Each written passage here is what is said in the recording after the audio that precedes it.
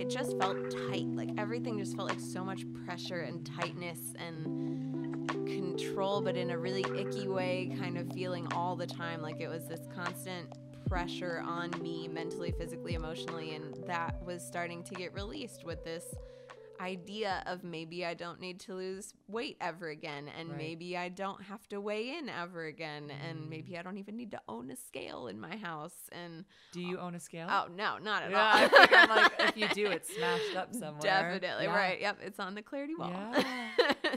So it sounds like would you do therapy like maybe once a week, working on really changing your relationship with food, working on making a little bit better decisions, surrounding yourself with all these friends that knew about it, like letting people know that you're going through something is huge, because they can support you and they'll support you differently. Right. If they're your true friends. That's if they don't support you, then you don't want them in your life anyways. Absolutely. And that goes for family too. I think that's huge. That's very huge. Unfortunately, there's a lot of family members that they may see you as, whatever, and you can remove yourself from family. It's okay. Yeah. It's especially as you get older. Yeah. And you find a group of friends that become family. Absolutely. So you did the work, you're doing the process, and you had this idea of opening a gym. Because remind you guys, she's 24 years old. So you really graduated, 2.5 years ago? Pretty much. Yeah.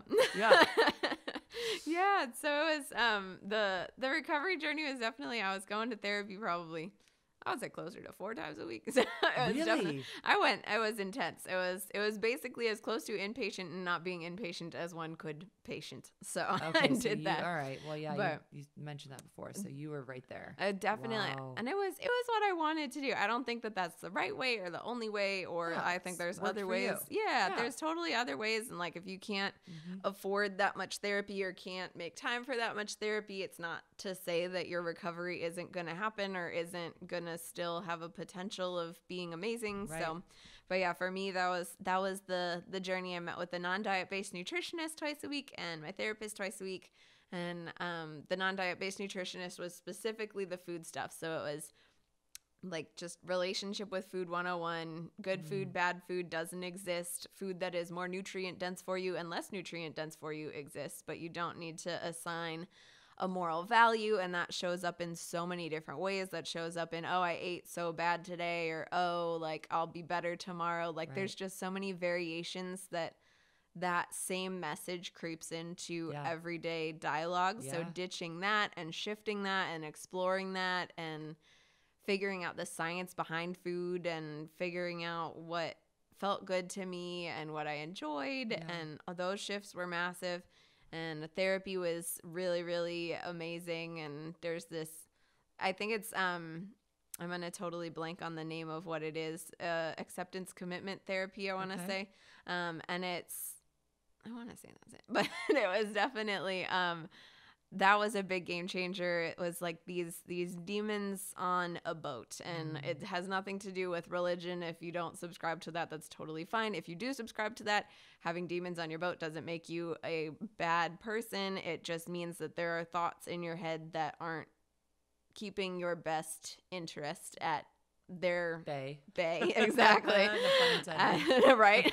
Like all the boats. Right. So this idea of being out at sea on this boat and you're just kind of floating around. And if you turn toward shore, which means stability, which means ditching your eating disorder, which means ditching your obsessive behaviors, which means finding friends that actually lift you up, the demons or whatever you want to call them underneath the deck go crazy and come out and scream at you and get in your face. And you turn the boat back away from shore because that's too much and that's too loud and that's too scary, and just kind of go back to coasting. But eventually the coasting doesn't work and you turn back and the demons come out again. And eventually you realize that those demons can't actually do anything to you. And they are loud and they are real and they're in your face and they're very scary. And that's not to minimize how crappy that feels, but it is true that you can ignore them or work on getting them a little bit quieter and work on addressing them as a thought that's not there to actually keep your best interest at bay, and it's not there to help you, and you can choose what you do with that. And so when that voice comes in of, oh, you ate too much, what are you doing, you've lost control, you can be like, that's BS, and you don't have to listen to that, and you can keep letting it talk at you and keep moving towards shore. Yeah, I think it's just about learning that we are so much more powerful than we think we are. And I mean, we let it get to a place where it happens every day or a couple times a day, and you were letting it happen. Therefore, you can let it not happen. You can. It just is going to take a lot of work. But you either choose to live in that space forever, or you choose to take as much time as you need to get out of that space, knowing that you're going to be tempted throughout your life. Like you're always going to be recovering. It's always going to be there. You're always going to have those voices. But like you said, they become quieter and quieter and quieter. Exactly. So how did you get to Atlanta? Atlanta was my girl crush always. I love her. She is amazing. So I was in Cleveland, and I was like, who are you talking about? Atlanta. She's a female. Right. Decided. I'm like, wait, who is that? So I was in Cleveland and went to, I think it was like a leadership camp or something at Georgia Tech. It was just some like cute little conference, but I started to explore Atlanta more when I got home and was like, hey, this is a really cool place, and there's so much culture, and there's so many young professionals, and there's just this kind of energy about it. And so I liked it in high school, and I was like, I feel like I'll end up in Atlanta. And then I went down to college, and once I had the idea of Clarity, it was a really big light bulb moment when the idea of Clarity came to mind, when I was going through my own recovery and decided that more people needed to hear this message and have these conversations and get resources and not subscribe to the health stuff that isn't actually health. It's for a bottom line to sell a diet, sell a weight loss supplement, whatever. But yeah, so I had realized that Atlanta just ended up being the perfect place for that journey, because it was a big city with a lot going on and a lot of people that were not only aware of fitness, but really had an appreciation for mental health. Sure. I remember I talked to someone in Miami, Florida, where I went to school, about the idea of this body positive gym, and she was like, well, let me know when you figure out a diet plan. And I was like, ooh, something didn't click. Like, we weren't speaking the same language. You're like, you are not my demographic, but thank you for listening. No, it was a good talk. So that's what I felt like Miami would bring to that equation. Is I don't think it would, and again, not to stereotype an entire city. I had a great time in Miami, and there's so many amazing people in the eating disorder recovery space down there, but it just didn't feel like it was ready to obtain that message. And still, even in Atlanta, it's sometimes I'm speaking a different language to people, and I say I have a body positive studio, and they're like, what? And that's body positive studio. So it's not a gym. You it's can not a say training. gym. No, but I like that you use those terms. Yeah. I think it sets you apart. I think that you can feel that vibe when you walk in there. True. So would you start the build out 2 years ago or something? And did you do you have investors? Are you a solo owner? If you want to share any of that, you're welcome to, but definitely would love to know how a 24-year-old, is capable of opening a space that big. It's incredible. Thank you. Yeah, it was definitely, so the construction process sucked, and it was all funded by my amazing family. They had their own entrepreneurial journeys and put their money, their lifetime earnings toward my dream and making it happen. That's so awesome. 3 generations of entrepreneurs coming through. Because you said your grandma was, right? Yeah, my grandma and grandpa opened Business Laws that ended up getting bought out by Thomson Reuters, which is a legal company, and they basically wrote like articles that helped bring legal terms to layman's terms, and got taken in by a lot of different colleges and just exploded. And then Mom started her own legal firm. Sure. And then I started Clarity. But never any pressure for you to become a lawyer? No. That's so cool. So you're like, I have this idea. I'm feeling better. I'm feeling stronger. I'm feeling more confident. I'm recovering or recovered, and I want to do this space, and I'm going to move from Miami to Atlanta. And they were like, we support you. Here's the funds. Yeah. Wow. It was a long conversation of that. But that just summed it up in that's 35 like seconds. A year in 35 Right, seconds. right. So there you go. So you find the space, which I mean, that could be like a whole nother podcast in itself. But you find the space. Where are you in Decatur? Right in the heart of downtown Decatur. Yes. Okay. So, I'm like, I know nothing about the streets, but I know she's like right in the heart of Decatur. And what services do you offer, and what can someone expect when they come? Definitely. So we like to just explain ourselves as a full service studio, full service fitness facility. So we've got personal training and classes and gym space in the front and turf in the back and private personal training rooms. And we do events and webinars and all the things.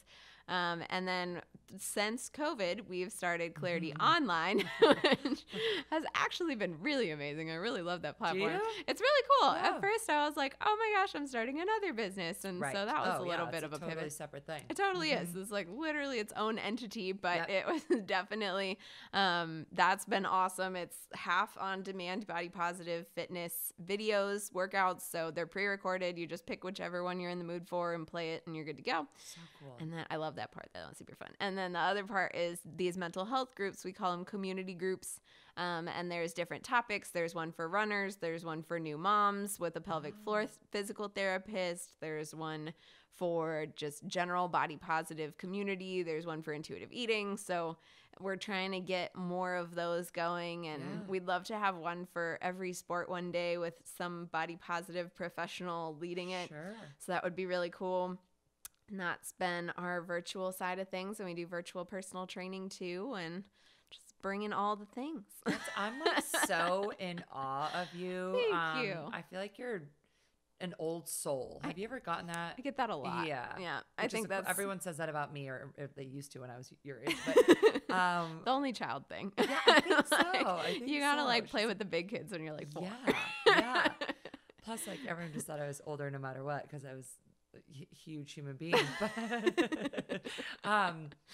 but you are now open. So when I first met you, your gym wasn't quite open yet. Like people could come in, but your group classes were not up and running quite yet. Right. Are they now? They are. Okay. So that was a COVID decision. Space. Yeah. So we had the classes, but then COVID, we were being nervous about it and rightfully so wanted to slow things down, but we're back to it and love it. And we're still capped at 6 people, which kind of is a bummer just because, I mean, I feel like it's such a party and there's so much potential for those classes to be so fun. And they are so fun, but it's with 6 people. Yeah. So, but one day we'll be out of this and we'll be able to bring that back. But it's definitely, we've got the classes back. We're adding new ones.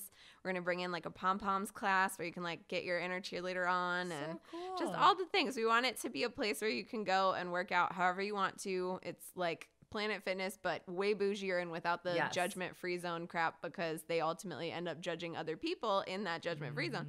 So we don't do that.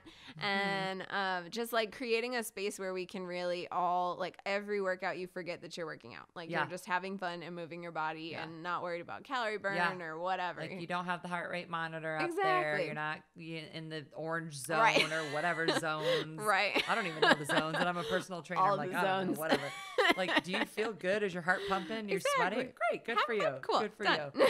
That's so cool. I really, I wish I lived closer because I would 1000% be there. I've struggled a lot with the virtual. Yeah. Not in the sense of teaching it. I can teach to a brick wall if I need to. But as a consumer, I thrive on being in this space. I'm about to start teaching cycling again, and I get the Peloton, and I totally support everyone doing the at-home stuff. But I took a class last Monday, very rhythmic beat-based class, and it just reminded me there is nothing that can replace the energy of a group of human beings in the same 4 walls going after the same goal in a different type of way. Absolutely. And somebody asked me last year if they thought group fitness was done. And I'm like, no, we're just on hiatus. Right. It is coming back and it's going to be better than ever because people need that. They need the in-person connection, just like they need to get back to offices. For sure. nothing replaces that. I completely agree. It's like people say that like since Netflix, movie theaters are done for. Yeah. That's just so not true. It's like not. I will go to a movie all the time. Yeah. Like, all the call time. me for a movie date any day. I'm so proud to say that I know you. I think you. I'm excited to see where your future goes and what's in store for you. Thank you. And just like keep being you. Thank you. Keep being open and honest with your story and your journey. And we all have setbacks, and we all like, I still kind of fall off the wagon here or there with just feeling like crap about my physical health too. So that's totally normal. Even when you say you're recovered, Right. you know, we still just figuring it out. For sure. Where can we find you on the gram? Definitely. Yeah. So it's Clarity Decatur is the gym. And then my once influencer, not so much influencer page is Abbey, Abbey Griff, GRIF.FIT as in fitness. And Clarity Online's online.clarityfitness.com. And then clarityfitness.com is our website. Awesome. So reach out if you are struggling. I think the one thing about the two of us is you don't have to reach out to us about working out. You can reach out to be like, hey, I'm going through this. Absolutely. And I just want to tell somebody I'm going through it and to be able to relate to another human being that's been there. So don't be afraid to reach out. And thank you for sharing your story. Absolutely. Thank you for giving me the space to do that. That was amazing. You're welcome.